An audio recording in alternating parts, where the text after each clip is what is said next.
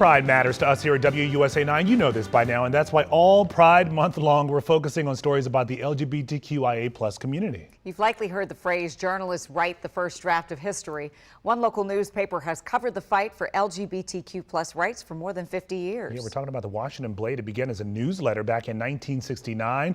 In the 54 years since, it's grown into the newspaper of record for DC's LGBTQ+ community. Our Evan Kovsloff sat down with the Blade's editor and co-owner who shares a first-hand account of reporting on this movement. As Barney Frank used to say, if you're not at the table, you're probably on the menu. And we are definitely, the Blade is definitely at the table. Kevin Naff has been covering the LGBTQ movement for 2 decades. The editor and co-owner of the Blade first came to the paper in 2002. It was pretty dark days. Ladies and gentlemen, the President of the United States. When he first arrived at the Blade, we were less than a decade removed from the passage of Don't Ask, Don't Tell, and in many states, sodomy laws were still on the books. Thank you. Please be seated. Good morning. And in 2004, former President George W. Bush was pushing for a federal ban on gay marriage. Defense of marriage requires a constitutional amendment. All this seemingly miles away from where we are now.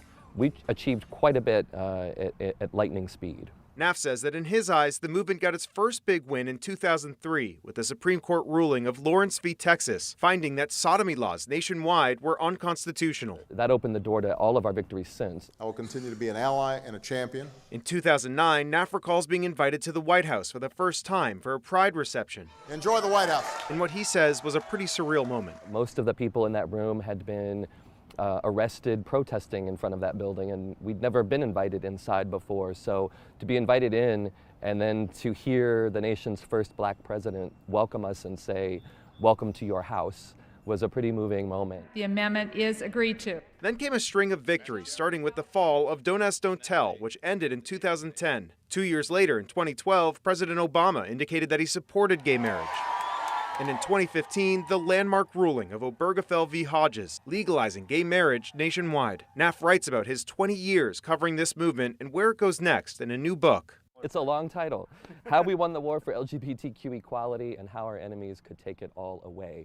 And that second part of the title is unfortunately what we're seeing now. There have been, I think, nearly 500 bills just this year targeting mostly transgender rights, healthcare access, trans youth playing sports, drag shows.